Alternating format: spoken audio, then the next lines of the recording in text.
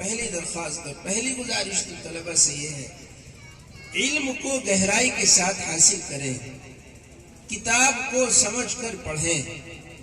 یہ استعداد سازی کا زمانہ ہے۔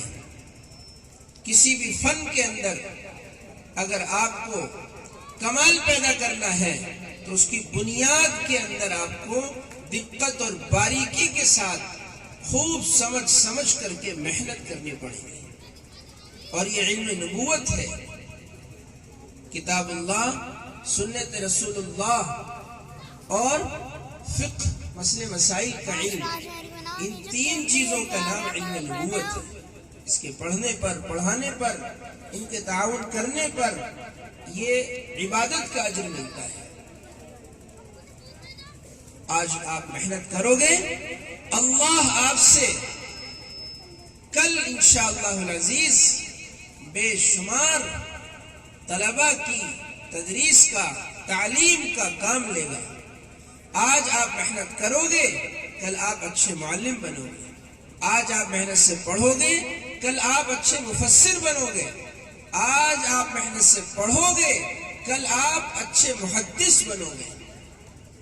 آج آپ محنت سے کتاب کو، حاشیے کو، بین سطور کو، تکرار مطالعے کے اہتمام کے ساتھ پڑھو گے، اللہ تعالیٰ آپ کو علم نافع عطا فرمائے گا، گہرا علم عطا فرمائے گا، پختہ علم عطا فرمائے گا۔ امام محمد رحمت اللہ علیہ کے حالات میں لکھا ہے، رات کا اکثر حصہ مطالعے میں گزارتے تھے۔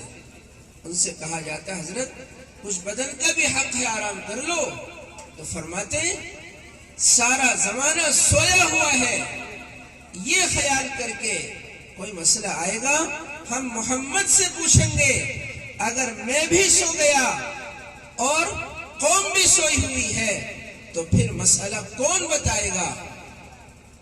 ان طلبہ کا، ان علماء کا، ان مفتیان اکرام کا، ان محدثین کا، مدارس کے ان اساتذہ کا، کتاب و سنت کو، علم کو حاصل کرنے والوں کا امت پوری کے اوپر وہ حق ہے جس کو ادا نہیں کیا جا سکتا۔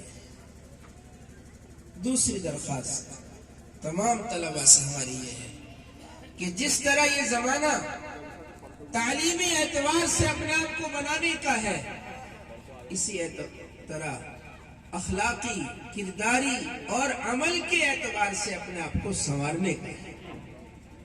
تذکرۃ رشید میں لکھا ہے، حضرت اقدس مولانا رشید احمد صاحب گنگوہی نور اللہ مرقدہ کو 6-7 سال کے زمانے سے با جماعت نماز کا ایسا اہتمام تھا کہ کبھی بھی با جماعت نماز تکبیر اولیٰ سے نہیں چھوٹی۔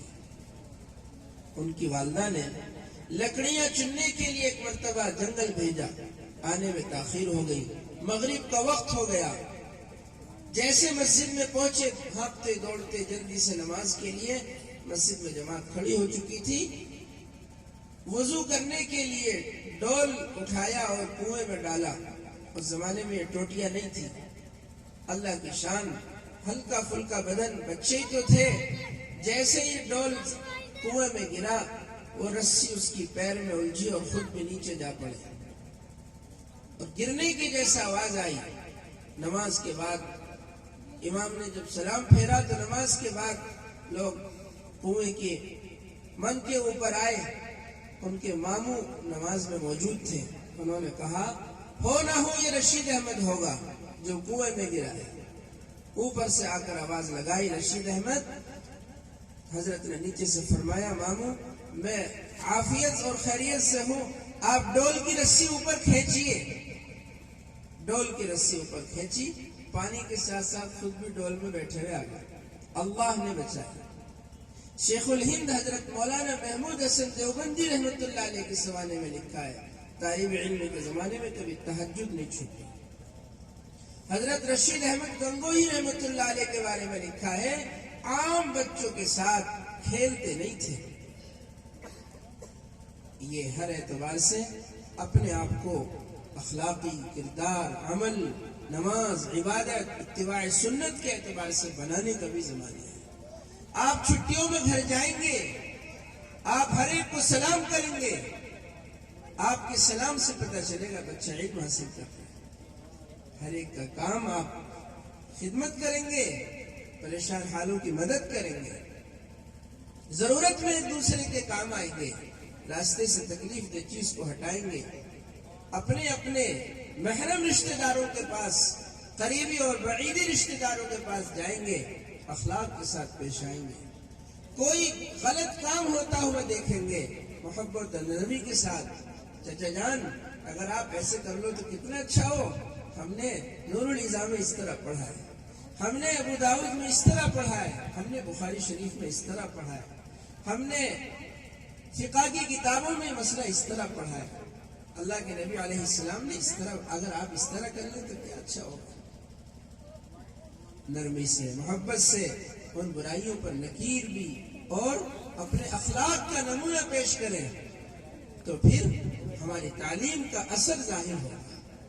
دسترخوان بچھا کر کھانا کھائیں گے، والدہ کو، والد کو، بھائیوں کو، بہنوں کو اجتماعی طور پر بٹھائیں گے، کھانے کے آداب بتائیں گے، ان کی آنکھیں کھلیں گی، واہ ہمارا بچہ کیسا شاندار دین جانتا ہے، کیسی شاندار سنتیں جانتا ہے۔ تو اپنے اخلاق اور کردار سے ہمیں اپنے گھر کے ماحول کو بدلنا ہے۔ اسی طرح تیسری چیز طلبہ سے یہ عرض ہے، آپ کی تقریر ہم نے سنی ہے، دل خوش ہوا۔ خطابت اور تقریر ایک ایسی طاقتور چیز ہے جس سے گمراہ دلوں کو ہدایت ملتی ہے، بھٹکے ہوئوں کو سیدھے راستے پر لایا جاتا ہے، اور خطابت اور تقریر ایک ایسی طاقتور چیز ہے جو مومن کے، عالم کے اور مفکر کے دل کے جذبات الفاظ میں ڈھالے جاتے ہیں، جس کے اندر تبدیلی کی، انقلاب کی صلاحیت ہے۔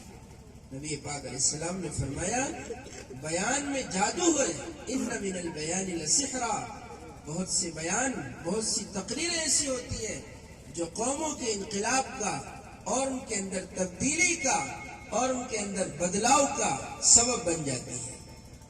آپ سے ہماری بہت گزارش ہے اور شکر بھی اللہ کا ادا کرنا چاہیے، مدرسے کے اساتذہ نے محنت کی، اچھی تقریریں کی، طلبہ نے موضوعات کا انتخاب، عناوین کا بہت شاندار کیا۔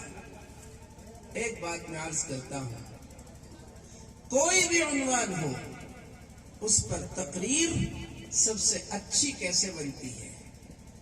کتاب اللہ سے، سنت رسول اللہ سے، صحابہ اور اکابر اور اسلاف کے واقعات سے۔